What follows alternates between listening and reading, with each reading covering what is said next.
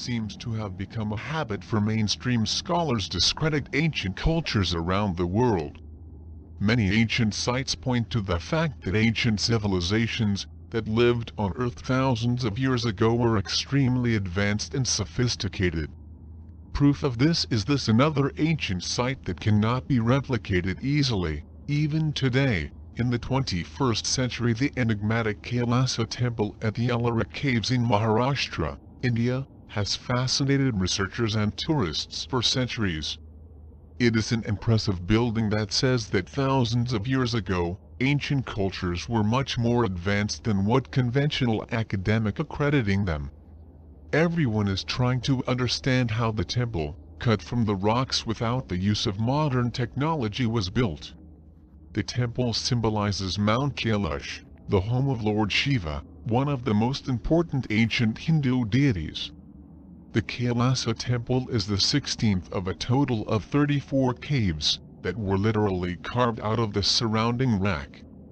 Conventional scholars indicate that the ancient caves were built sometime around the 5th and 10th centuries AD, but many others disagree, suggesting that the caves are much older.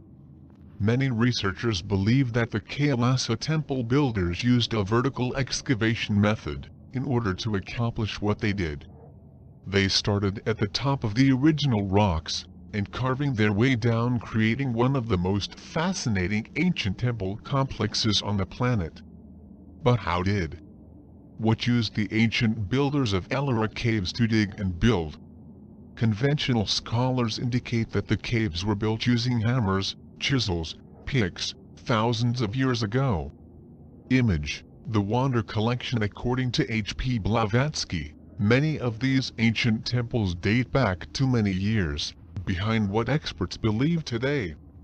M.K. Davalikar, a noted Indian historian and archaeologist, author of the book Ellora, suggests that the sanctuaries in the Kailasa temple was not excavated at the same time, but are the result of a process of building belonging to a number of different periods. There is a perforated window on the west wall of the cave 15, a Hindu cave, which is an inscription in Sanskrit in Brahmi script of the 8th century.